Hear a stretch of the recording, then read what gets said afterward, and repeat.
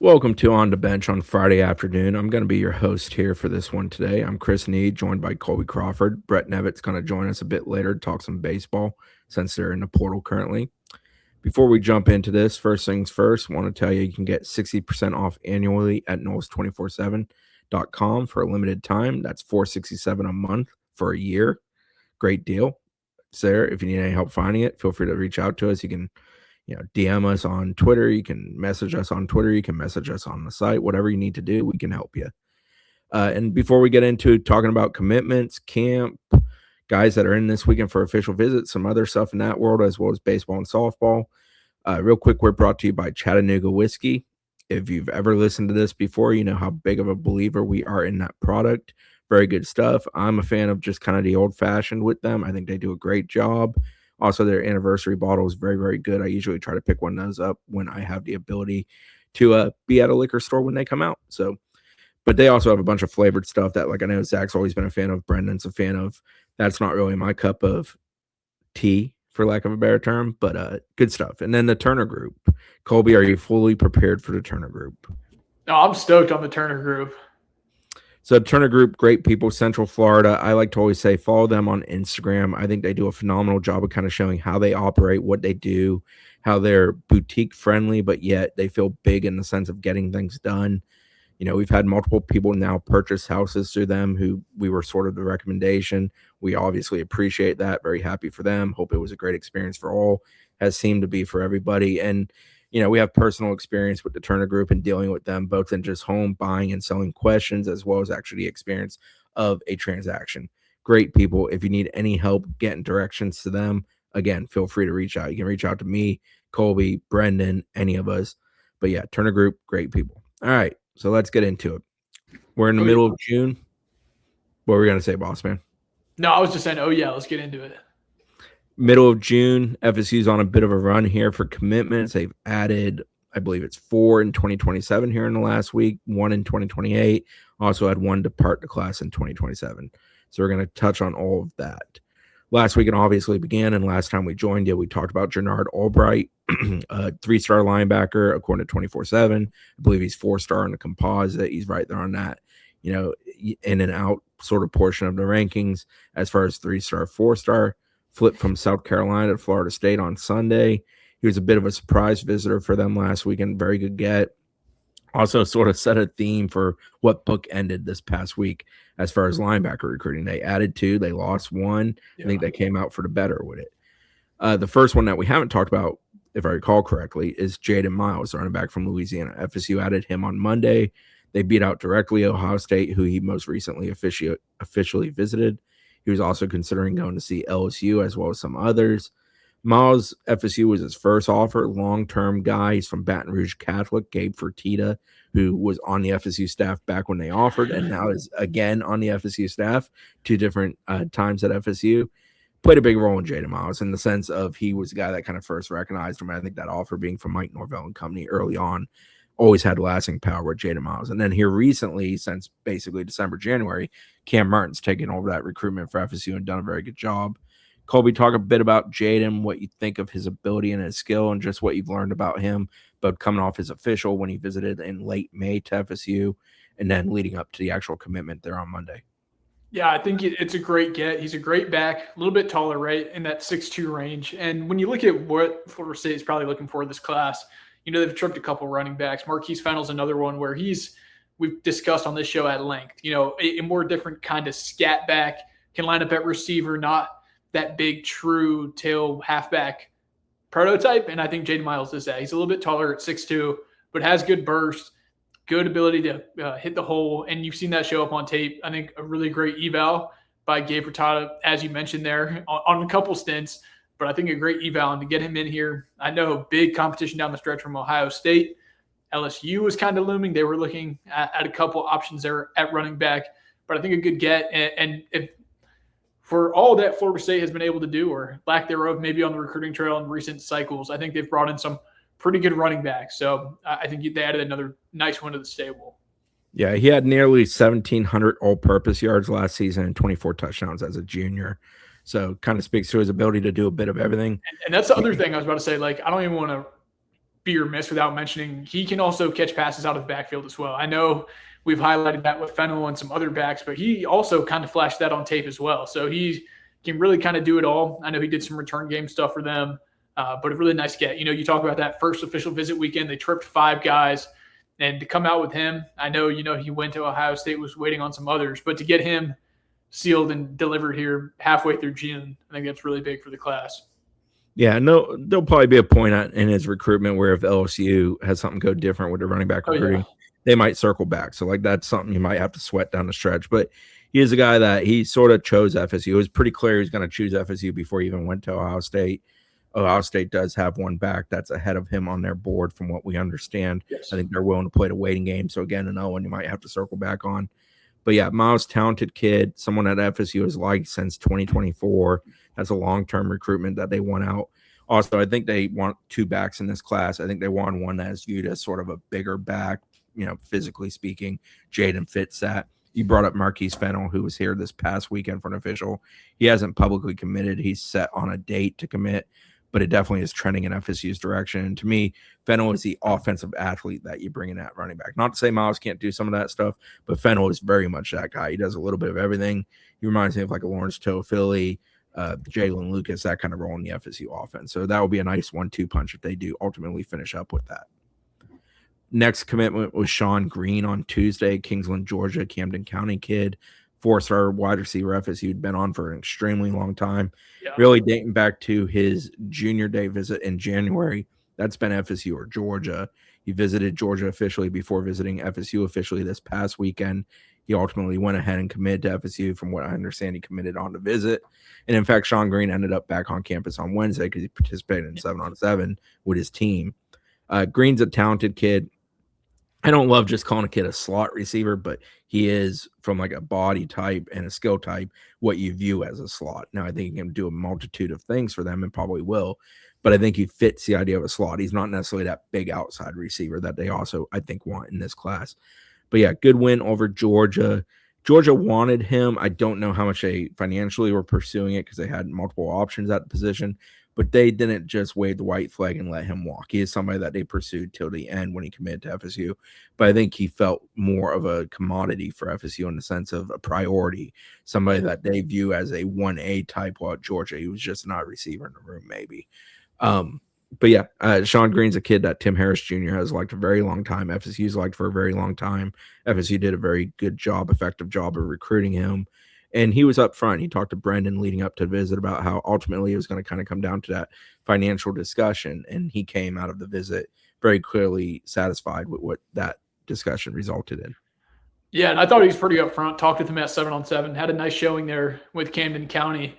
But I thought he was pretty upfront there as well, again, saying, I was probably going to shut it down. And, Florida State, like we mentioned, had been trending there for quite a while, but they were not shy and just saying, if you're going to keep exploring your options, we're going to keep exploring ours on our receiver board. So I think it just kind of came to a point where you mentioned the financial aspect, the recruitment aspect, just the timeline kind of lined up, all the stars, and he decided to shut it down coming out of his official visit. And then it doesn't hurt when you come back the next day and you're talking to your potential future head coach and offensive coordinator, you score like 10 touchdowns. So had a pretty nice day in the 7-on-7. Yeah, Sean's a talented kid, plays for a great program there at Camden County. They're an ultra-competitive program that has long history with what they do there in the southeast corner of Georgia. Wednesday brought the decommitment of the week. That was Greg Batson. That really wasn't a surprise coming off of Sunday. So for those that weren't paying ultra close attention on Sunday, he does his exit interview with me, Colby, some others on the beat. And, he's discussing potentially shutting it down and not visiting Mississippi State, which was on his schedule. Well, soon after he departed, probably within really an hour of him departing, he and Brendan Sonnone are trading some texts, and he was up front with Sonnone that things had changed with FSU, and it was definitely trending in the other direction, that he was probably going to back off that commitment. It took roughly another 72 hours for us to get there. It was early Wednesday when we were out at camp that he officially made it public that he was decommitting. I don't think Mississippi State's really a player there from what I understand, or at least isn't in a rush to be a player there.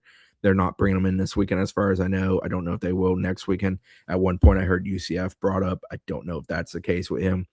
I think truthfully that was as plain and simple as I can put it, I think it was a financial decision. I think what FSU is willing to give him versus what he believes he's worth on the market are two very different things, and that influenced his decision to back off. And from an FSU perspective, pretty cut and dry. They'd added Albright last Sunday, very talented linebacker type, box safety who's going to move to linebacker. And then later in the week, they had a second linebacker. So I think they felt like they were going to come out of it ahead and fine. And like, not to knock Greg Batson, he's somebody they like. They had committed since November of 25. He's a guy from Lee County, a school that they've always recruited. I think FSU would have loved to keep Greg in the class, but I think it was solely a price point situation. Is he worth this much? Is he willing to take this much? And the answer to that was he was not willing to take what it was offer wise. So he decided to back off. Really good sophomore season for Greg. Junior season stats kind of waned a little bit, but good football player. He'll land somewhere. He'll be fine. I think it just, again, speaks to the modern day and age of recruiting that we're now dealing with. Yeah, I think you touched on a lot of really great points there where you talk about as soon as Jannard Albright, that kind of opened the door. It started trending there pretty clearly late midday on Sunday that was probably trending away. And it did come down to the monetary aspects, right? And like, what's your worth? And I think he's a good player. You talked about his kind of tailing off there from sophomore to junior year. So you're taking a bigger leap there. I know Jannard Albright played safety, free safety, but they project him at that athletic linebacker. This will kind of tail into what happened last night when you bring in a guy like Ulrich Johnson, another linebacker who's more of that true middle linebacker, right? Like an old school thumper, can play the run, maybe a little less athletic side to side, but can get downhill, right? So maybe you pair those two in the linebacker room. And as soon as the Albright commitment was really locked in on Sunday, it became more just when, not if, about Greg Batson. So, this class, you feel like you're still pretty good in a good spot at the linebacker position, but it's just a product of this day and age, right? Yeah, so you brought up Ulrich Johnson there. He's from Kennesaw Harrison up in North Georgia. He's a guy that they officially visited this past weekend. The interesting thing with him is coming out of Sunday, the expectation was sort of he's probably going to still take a couple more visits. I think Arkansas was on the agenda, and I want to say NC State was the other one. He had previously been to Virginia Tech and Georgia Tech prior to FSU. And I think even at talking to him yesterday, sorry to interject, but Arkansas might still be on the schedule. We'll see. NC State is certainly off the books, but as of a couple hours before him committing yesterday, he was still kind of lukewarm on Arkansas. So that's something that we will be tracking over on Knowles247.com. But yeah, still feel pretty good about that commitment there with his relationship with Ernie Sims. Yeah, and Colby talked about him. Like, I view him as an old school Mike, like plug the hole, finish the play, hit somebody really hard, put him on their backside. Really, really good at that. He racked up a ton of stats last year. We wrote about it yesterday. He's a guy I like. Like, I always liked him. I liked him when they offered him in March, and they got him in here for an unofficial. And they were among that group of official visits we spoke about. That FSU was actually the first offer there. It feels weird saying a kid offered in March that FSU was early on, but they were in comparison to the market that they were competing with. But Ulrich felt like one that was going to extend the process a little bit, maybe to a degree price search what different schools were willing to do. And ultimately he circled back and decided to commit to FSU. And Colby caught up with him for a Q&A about why he committed. But part of it is some family ties. And I think he just felt like that was a place for him. And I don't think FSU was being cheap with him. I think it was just a matter of they were comparable to the other market options he had. But I am a fan. I like him a lot. I think he's, true plug and play, middle of the field linebacker. I know that's not really what that position demands as much this day and age. It's about athleticism and ability to cover the pass. But I think it's still great to have a guy that just flat out can hit people and put them on their backside and football plays. And I think he's really, really good at that. I know they were excited to get him despite, he's relatively lowly ranked versus some of the others at the linebacker position. FSU likes him. It's an evaluation that they valued, and they're glad to get him. So that puts FSU at 10 commitments, now the number 51 class per 24/7. Again, kind of a smaller class. I think that's going to be the trend of this month. I don't expect class to inflate to like 24 or more. I don't expect that. I think 16 to 20 might be the sweet spot somewhere in there. In the mid-teens, somewhere. Yeah, and it's being done with intention. It's about satisfying some needs, getting guys at the right price point, getting guys that help build out your roster 2 deep wise, 3 deep, into that 3 deep. And just feeling comfortable with it. I think they've been fairly comfortable with most of the moves that have happened. I think they've been fairly direct with how they've kind of managed all of this through 2 official visit weekends. And we'll talk in a little bit about this official visit weekend. Real quick before we move on to camp on Wednesday, which was 7-on-7 and big man, Chase Brown, who was at that camp on Wednesday with Ruskin Leonard, he committed to FSU on Thursday, a day after he camped and was offered by FSU. He's a two-way player, talented kid, probably a defensive back at the collegiate level. Yeah. Super excited about the offer. Teammates with Mekhi Williams, former FSU commitment, who switched here Wisconsin here recently. Mekhi was also at the camp. Chase, I honestly only watched him play in one game when I got out there for 7-on. It's when they got eliminated. But like the athleticism does stand out, and he's got good measurables. So that's always nice building blocks. This day and age with any kid that's a class away kind of commitment, you take it with a grain of salt, because obviously there's probably going to become a negotiation window, and obviously other schools are going to come along. So is there lasting power? Does that happen? We'll see with Chase Brown. But he was a guy that clearly was excited by the offer, and that's why he committed to it within pretty much a 24-hour period. Evan Cooper was involved there, and Evan had been obviously involved with Mekhi Williams, his teammate, as well. Did you watch Chase more than a little bit that you were out there?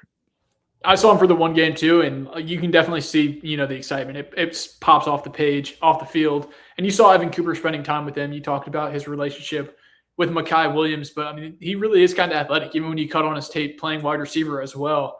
And you don't want to go too far in depth, and it's a product of the environment, a cycle away. So much can change between now and when 2028's come up. But I think it's a really nice get at this moment. You talk about that offer was very excited. Momentum picked up very, very quickly following the camp and the offer. And that ball started to roll of, okay, they might, get this one across the finish line. So I think it's a really nice get from a relatively, local in-state school, somewhere that you're trying to keep inroads. I know we had the discussion 1 or 2 podcasts ago about do those exist anymore? Yeah. So we'll see if that's the thought process. But no, I think it's a great eval early.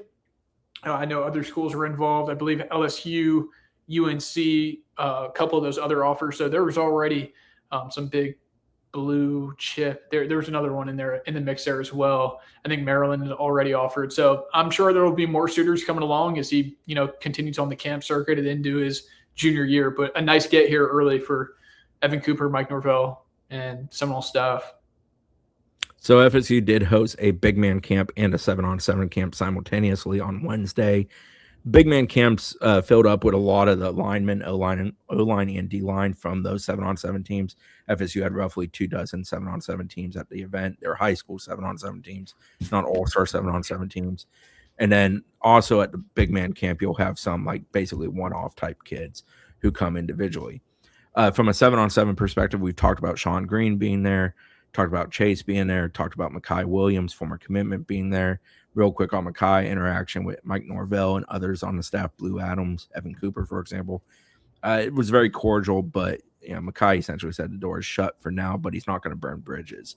That, if he was to circle back, FSU would be somebody that he hoped he would be able to have conversations with again down the road. But all that being said, I don't think Mekhi has any intention of backing off of Wisconsin as things stand today. The biggest development that I took from that day was Cairo, Georgia, edge rusher Stephen Thornton III was there. He's a 2027. He's been to FSU a couple times. I think he was here in January, if I recall correctly. He was definitely here for a game last season. He's ballpark 6'5". He used to be about 185, 188. I think right now he's in the 200, 205 range, so he has put on about 15 pounds. I think most of that since January. FSU is trying to figure out their edge rushing recruitment as the board thins, and they host some guys and don't take them or are waiting them out. Thornton feels like a guy that they may green light, but they're not quite there. They didn't offer him off of camp, but they did invite him back. He is intending to come back. He said either Tuesday or Wednesday when we spoke. I think the next visit's more about just hanging out, spending time with the staff, than like maybe working him out again. We'll see where that goes. It could be an interesting development going into the final official visit weekend if he becomes a target for them. I sat there, and I'll be perfectly honest, I hem and hawed while watching him. Like, he was good. I liked him. He's capable. He fires off the ball well. He was doing a good job of being physical. My ultimate question is, how big can he get, and does he maintain the speed as he continues at that size? And that's really that's yellow light to me with him, is ultimately, what do you think he can be size-wise?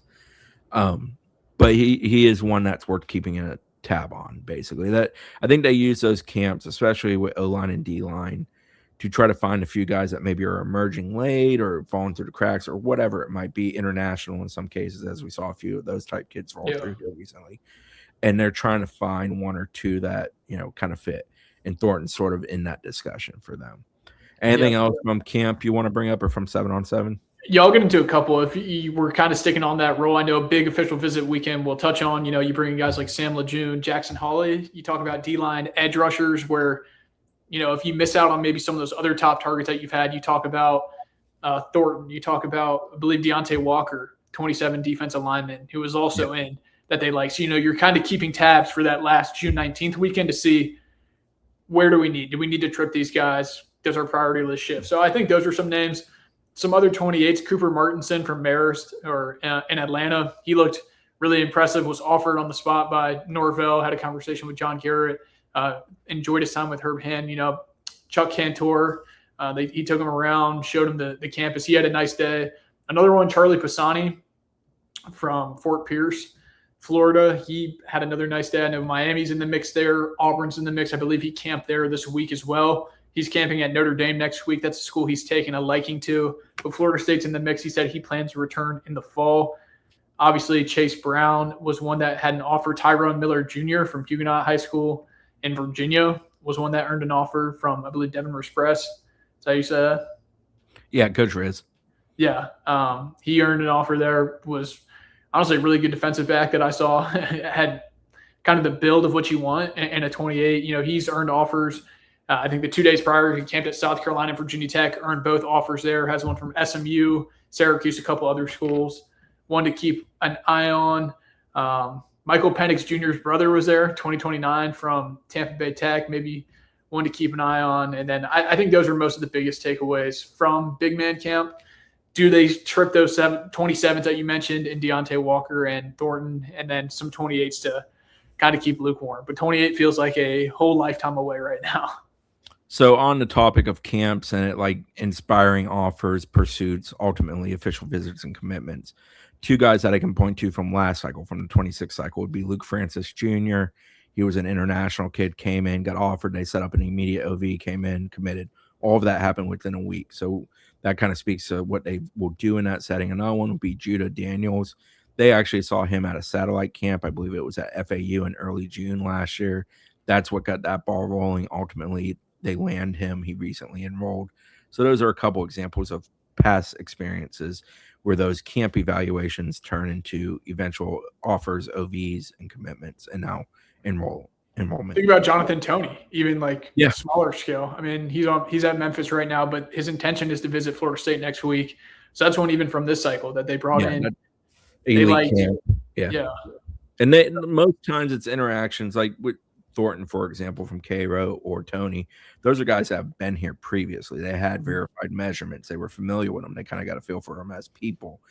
Then they get them on the field and test them out and see what it is. Can they do what we're asking? Do we think this fits what we want to be long term? And that's where they go from there. So it's always interesting to me. Like the camps, it feels like needle and haystack moments. You got a couple hundred kids out there. In reality, we're ultimately focusing on at most like 6 to 10 in most cases. But sometimes of those 6 to 10, a couple of them become guys that we're ultimately going to cover as members of Florida State's football roster. Another official visit weekend is upon us. As far as we know, as of this morning, they have 6 official visitors in. Those official visitors are wide receiver Majay Thompson, tight end Colton Johnson, offensive lineman Dejon Yarborough, edge Jackson Hawley, defensive lineman Sam Lejeune, and safety Tayshawn Poole. It's a good group. All guys that I would consider as pretty good long-term targets for FSU. With Thompson, for example, he's a kid that came in the spring, got offered off that visit. I think it was about verified measurements as much as anything, and then immediately set up this visit. If I recall correctly, back then FSU bumped, I want to say, Duke for an official. Him coming down the stretch, it's like Bama, Georgia, Wake. He has been to all of those for official visits. It's going to get interesting. He's supposed to actually decide a week from today on June 19th. FSU is probably sitting in 4th going into this weekend with him, but he is also one where the official visits are going to influence the actual decision ultimately, both the negotiation side of it and just the general feel for the school. He's a very talented dude. I don't think he's necessarily a necessity because you got a Sean Green, and to me, there's some comparison in the type of role they would play. but he's a very talented dude. There's a reason Bama and Georgia are both very much after him. And for a long time, it was viewed as a Bama Georgia competition. But Wake, which is in his backyard, he's a young man from Shelby, North Carolina. They've done a really good job being consistent. They might kind of pull the rug out from the other ones and pull it off. Yeah, I was about to say really, really talented. One where honestly, maybe even a little surprising that the trip got made. There for a little bit, it looked like Florida State might not even have a seat at the table. So I think overall that shows you that they're still in the mix. Well, definitely on the outside looking in to get him on campus, I think is big. So we'll see how this weekend produces returns. So Colton Johnson is a tight end that Preston Brady, who works as an offensive analyst for FSU, actually I think he found him, I want to say October, November of last year. Took him to Chris Thompson. Chris Thompson liked him. They got him in here in January, got verified measurements. That's when they pulled the trigger on an offer. They've been with him for a very long time. He's stacked the offers. He has 4 to 5 dozen offers to his name now. When FSU offered, they were one of his first major P4 offers. So they've kind of been with him for a majority of this recruitment. He's a basketball football kid, and it translates. He's physical. I like him as a tight end because I think he's good at everything you want a tight end to do. He's a capable blocker. He's a capable receiver. Good framed kid, good athleticism on that frame, can do a little bit of everything. His recruitment, again, a lot going on. Like it feels like more kids are getting into the 2 to 3 visits and decision range. He's the opposite. He's like I can get 7 visits. I'm going to probably take 7 visits. He's been to Ole Miss. He's been to North Carolina. He's been to Purdue. He's now at FSU. Indiana and Tennessee are on the schedule for the coming week, one midweek Indiana and then Tennessee next weekend. It wouldn't shock me if he takes all of those. Heck, it wouldn't shock me if he switches one of those out. Yeah.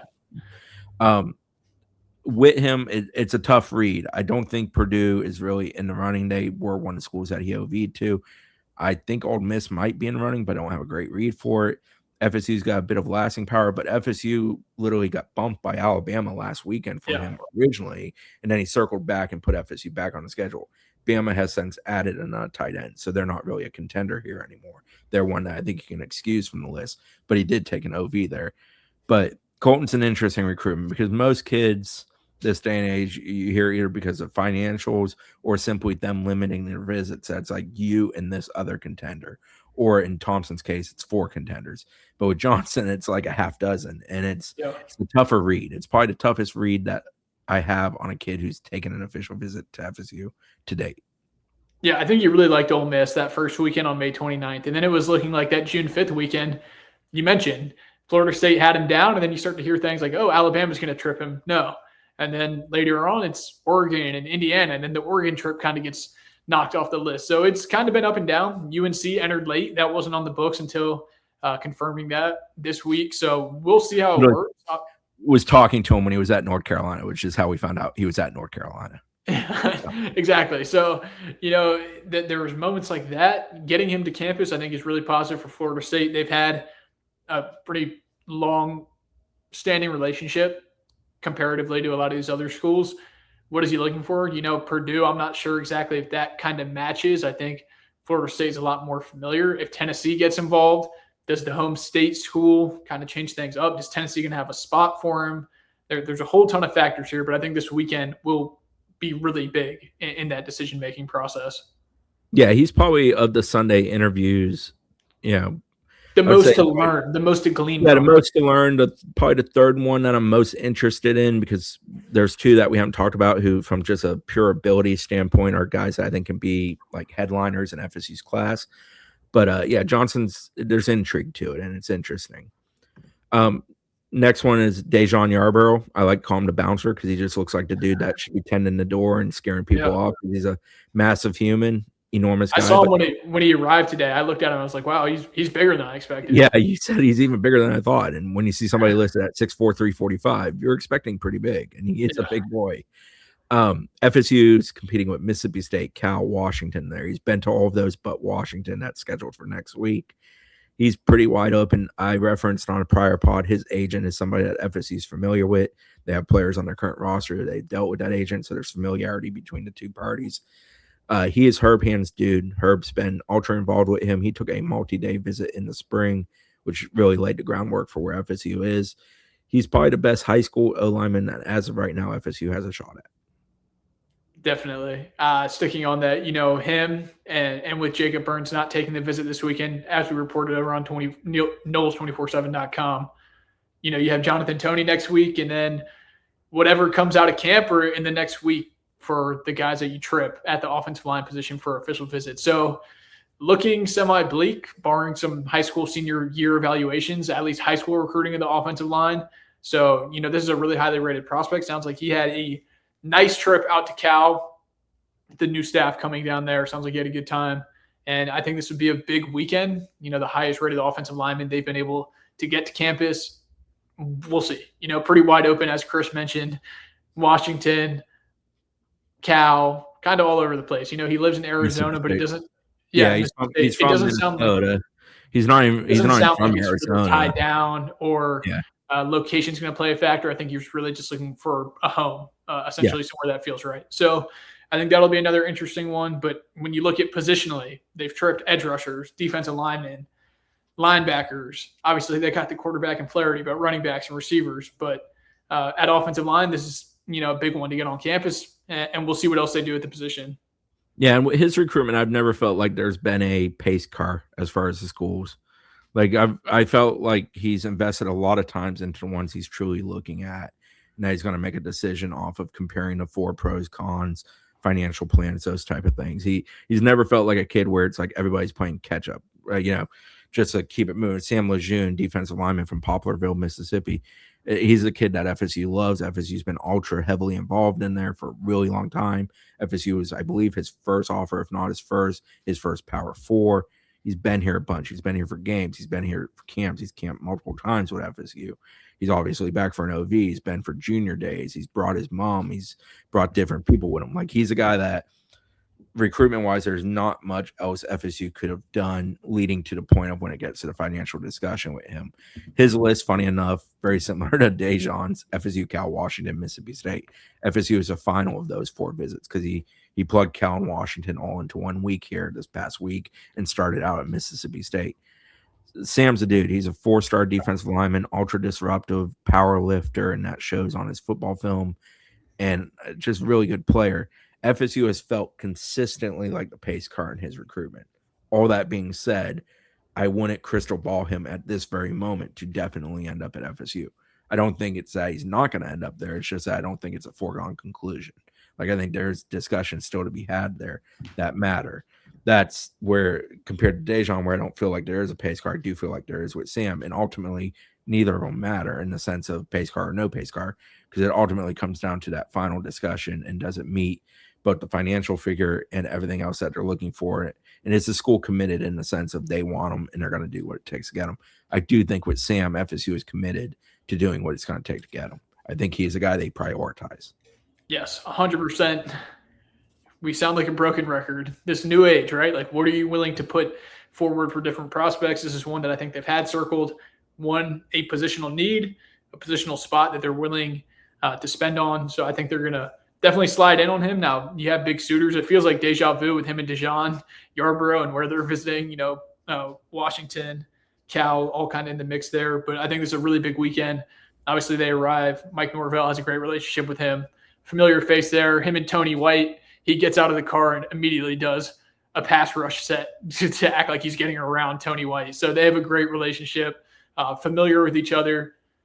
It doesn't feel like, for some of these guys, perceived leaders. Majay Thompson, I would say Florida State certainly on the outside looking in. We're about to talk about one in Jackson Holly. I think Florida State's sitting good on. I think Lejeune is one where, there's a lot to be seen. Talk more about Holly. That's your dude. You've dealt with him a lot. You spoke to him prior to the visit. Yeah, Jackson Holly transferred from Alpharetta to Roswell for his senior year. He's one where, even looking at him today, he's got a good frame for the edge rusher. You're going to have to add some weight, obviously, like everyone. But he tripped to Auburn. And for the longest time, pretty much throughout consistently, I would say Florida State is in his top group, has visited. They've been consistent with him. But he visited Auburn. And I wouldn't say the visit high, but he, I think warmed up to him. Now, Auburn, in the last couple of days, took Ryan Jackson, a couple other more higher targets at the edge position for them. So it seems like they, in talking with him, kind of feel like they've tailed off. Then went to Virginia Tech and had a really great visit there. He had never visited Virginia Tech before prior to last weekend. Coach Chaos, Sean Spencer, coming from Texas A&M. They had a little bit of a relationship, but that kind of hit him out of the park. One thing to watch there, I think Virginia Tech, as it stands right now, has 5 defensive lineman commitments in the class. Does that scare them off? They have some other targets that they're tripping. I think Florida State, for the longest time, has kind of been top of the board, and he said as much. Even coming out of all these visits, he's like, oh, well, this school kind of bumped him up to Florida State. But even coming into this weekend, so Florida State's top 1, top 2, and if everything goes to plan this weekend, I think this is one Florida State can shut down. He said as much. Like, wow, Virginia Tech kind of changed my eyes. Auburn changed my eyes, but I'm expecting Florida State to do even more. And maybe we'll see how it comes out of the weekend. But I think Florida State sits really well. When you talk about Anthony Cavallero, the other edge rusher they have currently in the class, I think this would be a nice pair. And obviously, defensive line, offensive line, great spots to get through the high school ranks and develop into your program. Nick Williams has done an incredible job. I talked to him midweek. He said he just got off the phone with him. He's been talking with him all week. Mike Norvell called him. So someone they're obviously invested in. Yeah, and on the subject of Nick Williams and his involvement with Jackson Hawley, Nick was recruiting Jackson when he was at Syracuse. When Nick got hired at FSU, which was around December 15th or so, Jackson was either his first or second offer upon walking through the door. So it's sort of a long-term relationship there that predates FSU and certainly might help pay off in the end. And it got picked up pretty quickly. I know he turned around. Yeah. I think he came for a junior day, if not in the spring, and someone that he's known for quite a while in the recruiting process. Yeah, his I want to say he visited in March, might have been early April, but that visit kind of laid the groundwork for the official. It's always been, in talking to him, sort of he compares everything to FSU. That's usually a pretty good place to be. The sixth and final official visitor that we'll preview that we saw walk through the door this morning, Tayshawn Poole, safety, one of the better safeties in the country. I think he's number 4 at the position according to the 24/7 Sports rankings. Talented dude. FSU and Tennessee have kind of been battling out there. His OVs have expanded a little bit. He started at Clemson in late May. He was at Tennessee last week and now FSU. Miami is on the docket for next weekend. It will be interesting coming out of visit if he's going to ride through and definitely visit Miami or if he'll enter decision mode. I would say Tennessee is leader going into the weekend, but I don't think FSU is far behind. Those two have kind of jockeyed for the position dating back to January in the spring. And when he visited FSU in the spring, if I recall correctly, he had FSU just slightly ahead of Tennessee at that time. But he's a dude. He's a rover in Tony's system, White's system, defensive system. He is FSU's rover, and he would be outstanding at that role and play it very well. And I feel like it's very tailor-made for who and what he is. So it's a nice match made in heaven. And similar to Sam Lejeune, I think he is somebody that FSU is going to be willing to compete at the level they need to try to secure that down the stretch. Yeah, they've been in the mix there. Brendan Sinone's done a really good job kind of keeping track of this one. Clemson, I know he has Miami for that last OV weekend, but it sounds like Florida State's going to bring everything to the table and one they'll have to see on. But obviously, top priority target, top 247 guy that, making Georgia, I believe, that, they're going to push your chips in on and roll out the red carpet this weekend for.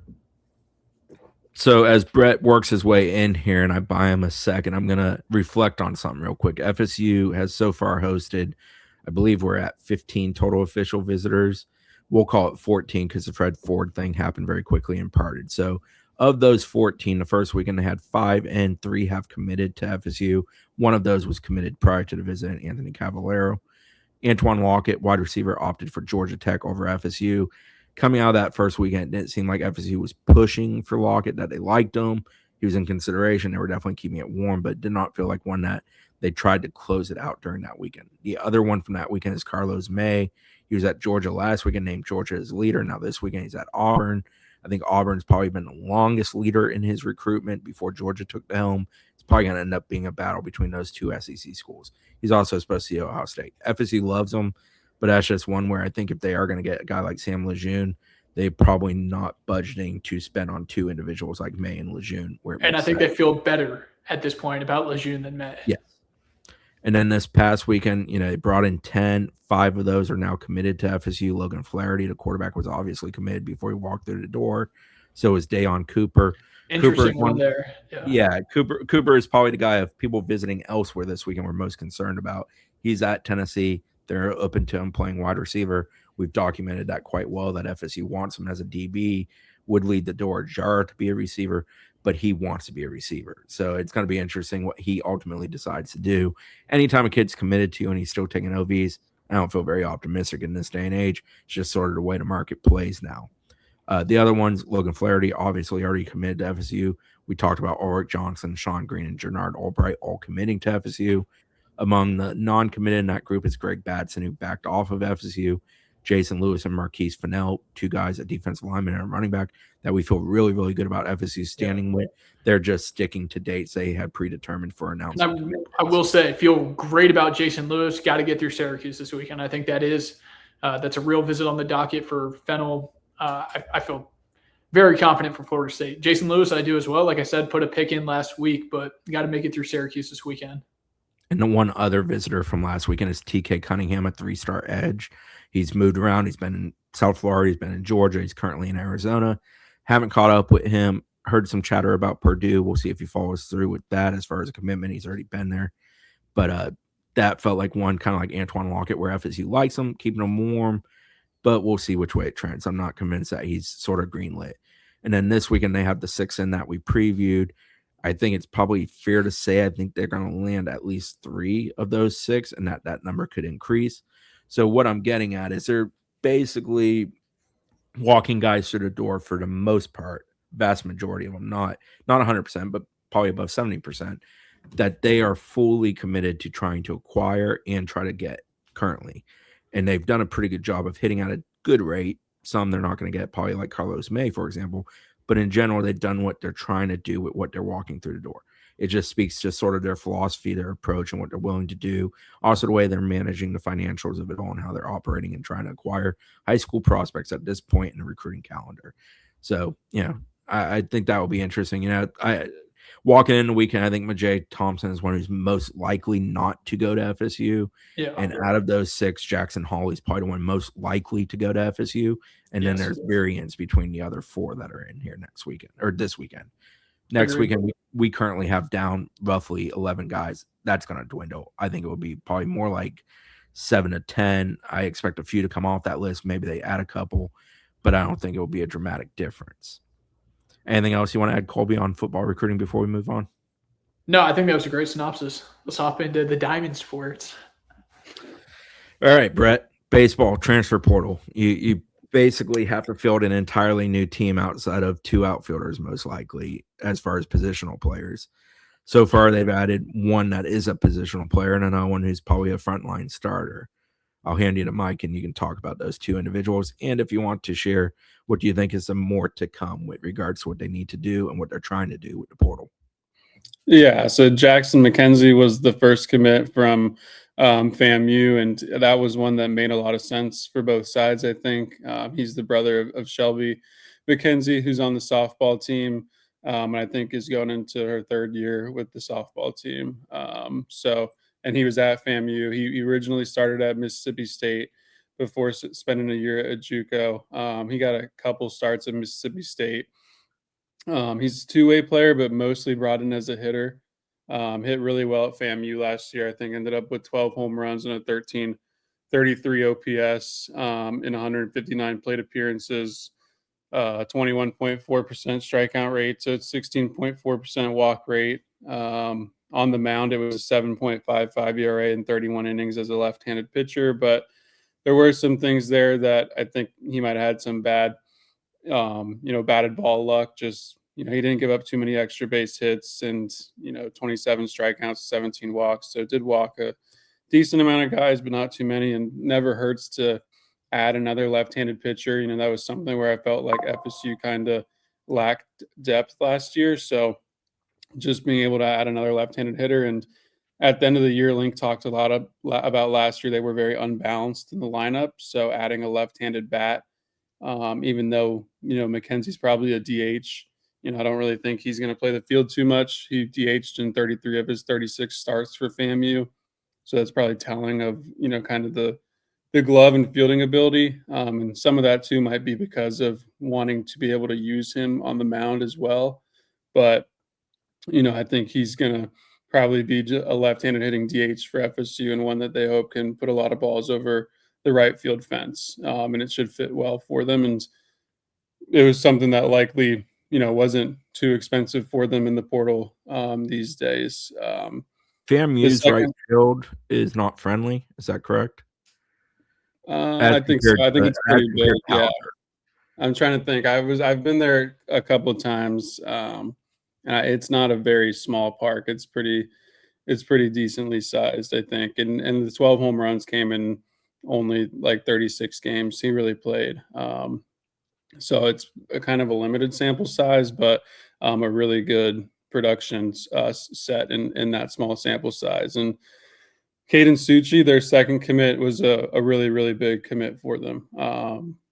Probably one that you can slot into the weekend rotation right away, and they might need 3 weekend rotation guys. I think Peyton Manka is a guy that can slide into that. And if they were to get Caden Wechter out of high school from Jesuit, he is a guy that would slide directly into the weekend rotation.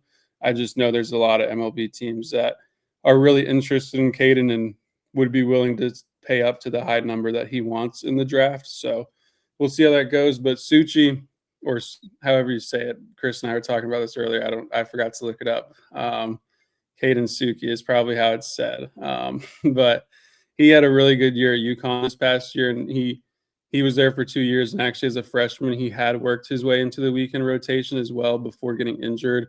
And his season kind of ended at the injury, but then spent this whole season in the weekend rotation with 15 starts, 2.72 ERA. College baseball is the craziest thing when it comes to stats. Everybody has different numbers on the same guys because every single website has different numbers for some reason. But I go off the stat sheet. That's a PDF on teams' websites. And on that, it said he had a 2.72 ERA. So that's what I'm going with. And that was in 89.2 innings, 100 plus strikeouts to only 25 walks. What I was told on the Arsenal was kind of similar, like plot movement wise, to Wes Mendez and like what Wes is trying to do with his pitches, just not quite the stuff as Wes, like a little tick down with the velocity. I think he is capable of running it up to like 94, 95, but you'll mostly see him work like low 90s, touching 93, and then mixing in a really good changeup and a really good curveball and slider. I got to look at some more stuff last night with the spin rates, and he can really spin both breaking balls, gets a lot of whiff on all 3 of the secondary pitches, and a lot of chase and whiff on the changeup specifically. So a little similar to the Beard commitment last year and how we felt when they landed Beard. I'm not saying they're the same exact pitchers, but like performance-wise and what they had done, I think that I think Beard was the conference pitcher of the year before as well, and he was the Big East pitcher of the year this year. So, and it's one that shows that FSU is competitive in this market this offseason. They won against Tennessee 1-on-1 in the end, I believe. So, a really big one for them and a big win against some pretty good competition. Before you talk about what's to come, do you expect more departures? Obviously, you never say never, but based on what you know, what you've heard, it seems like exit interviews happen, and there was obviously a rash of departures in that moment.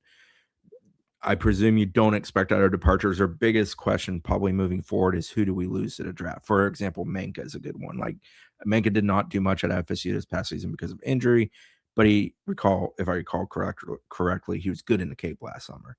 And sometimes that alone will get a guy drafted. So I presume they're trying to juggle that a bit with roster projection. Yeah, when it comes to more guys portaling out, I kind of expected a few more names in that first wave that we saw. But at this point, it seems like we're far enough removed now that, unless they were to portal over guys and then guys decide once they get guys in to move out, like I think that could be potential where you see more guys go into the portal. But as of now, it seems like that movement out has stopped. And some of that could also be because they have to fill so much. So you probably don't want to get rid of everybody, before you get guys in as well. When it comes to guys that could lead to the draft, there are a lot on this roster. And that's why where the draft is now, timing wise, is just so rough. Even with Miles, if Miles isn't in those first 80 picks, then, Miles could be back at FSU 100%. I'm not ruling that out. Now, I would take Miles in the first 80 picks if it was my decision and give him the money that he's looking for. I have a lot of belief in Miles, despite the, swing and miss and the injury. But yeah, Manka's one. Manka, I saw him in the Cape last year, almost every single one of his starts. I thought he was really, really good. I do think he's someone that could make more money by coming back because he didn't get to pitch too much this year because of injury. Brody is another one where it's like he could potentially go, but he also could maybe make more money if he comes back. The thing with Brody is just like when you look at the K to walk, or he didn't strike out too much this year, but just he only had 5 walks and like 150 plate appearances. So I think if you're looking at that as a scout, you're just wondering how that translates exactly. But I've always really liked Brody as a hitter. There's 5. I think there's 5 freshmen from the class of 10 that could be drafted. The 2 that I expect to be drafted are Wechter, who I mentioned, and Landon Tomey, who is the son of Jim Tomey. He's just a really, really good left-handed hitting high school prospect. I don't know if he'll end up sticking at shortstop. I think he might end up being a second baseman or a corner outfielder, but he can just really, really hit. And I've had a lot of people tell me that they expect him to go just because of that. The others are Donovan Thierry, Jensen Veras, and Braden Harris. All those guys will likely just depend on their signability and number, and if teams are willing to go to their number. So it's a lot. Looking at it right here, like all the outgoing, there's like, you're talking about like 20 plus guys you're dealing with in the draft, and that number probably will go up depending on guys who they commit in the portal that are also draft eligible or other JUCO guys. There's just a lot. It's a lot to handle. It's a lot to even just look at on the roster sheet. And they have a lot of spots to fill this offseason. As they fill, do you expect some of it to be non-portal, JUCO and high school, basically? Yeah, I think some of it will be JUCO, and I think a little bit high school too. I think they're still doing some work on the high school class with some of the coaching changes that have happened recently. For example, Schnall going to South Carolina, so that opens up some Coastal Carolina commits potentially. And there's been other movement as well. And there's been some assistant coach movement too. So, and they always do work on the JUCO guys. And there's a lot of JUCO players, good JUCO players that are still available, especially guys that I think, are only freshmen right now, and you could potentially have them for 2 years if they were to come in. The thing with those JUCO guys is they're always draft potential and draft risk. So like I talked about with a lot of the guys that are on roster, it's just, you have to wait 4 weeks from now to really find out kind of where you're at with some of those guys and where you're at with their roster. So it can make it tricky, but there are a lot of good players from JUCO still. So I don't think it will all be portal. And I think that'll help some with money too. Like you can get some guys for cheaper out of JUCO than you would from the portal.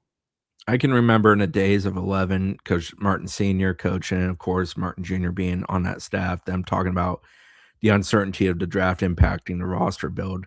Now there's a whole new component to it. It's kind of wild to think like how it's evolved and only gotten worse. And Link's talked about Link, especially when they've made runs and they were playing later into the season and the portal opens. He's talked about just how complicated all it is to be involved, know who you can get, know who you're losing. How do you build a roster? And if you miss on it, you run into some of the issues they probably had this past year where you have pieces that don't fit because you expected other pieces to potentially be there. The last thing I guess we'll mention before we wrap this thing up, trying to get in under an hour, is that softball obviously lost a couple to the portal. Well documented here in recent days. They did add a big one today in Stetson. First baseman Nicole Edmiston. She is the ASUN Player of the Year this past year. She was only at Stetson for 1 year. She came up from the JUCO ranks, but she was the Player of the Year in the conference, the Offensive Player of the Year in the conference, first team NFC A All Region, which is a pretty high honor in softball. Started all 57 games this past year, hit 453, 561 on base with a 900 slugging. She set a bunch of program records for Stetson, 77 hits, 23 home runs, drew 41 walks. She had 70 RBIs, 153 total bases. She's a big bopper. She fits at first. She fielded at 988 percentage. So she kind of satisfies 2 needs for FSU, making first base one where they have no concerns. I expect them to probably pursue at least 2 more for sure in the portal. they're trying to find pieces that fit, that they can afford, that makes sense for them, that put them in a position to be successful next year, to the level that they want to be. So obviously the money has changed with Issa's departure because that was a lot of money devoted to one individual. So that's allowed a little more freedom, which probably played a role in them getting somebody like Nicole. She actually committed to the staff a day or two ago. She went public with it earlier today, providing me a quote, which I appreciated.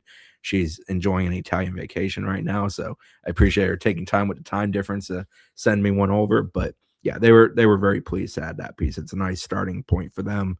Good news for a program that obviously took a couple to the gut in the last week or two. Yeah, and we'll keep up with softball and the baseball portal stuff. We'll have a little bit more camp season here for me and Colby. We got another big man in 7-on-7. We got another individual camp on Sunday. Big man 7-on-7 is Wednesday. There's an elite camp next Sunday to wrap it all up. Another weekend of official visits next weekend. And then, then you hit the summer, true summer, for about a month till ACC kickoff. And we'll be and then camp starts right around the corner, and then week 0. Yeah. So stay tuned. Like I said at the beginning, 60% off annually, currently available at Knowles247.com. $467. How much a month? $4.67 a month for a year. Well worth it. Paramount Plus is one of those added bonus features for people that are subscribers.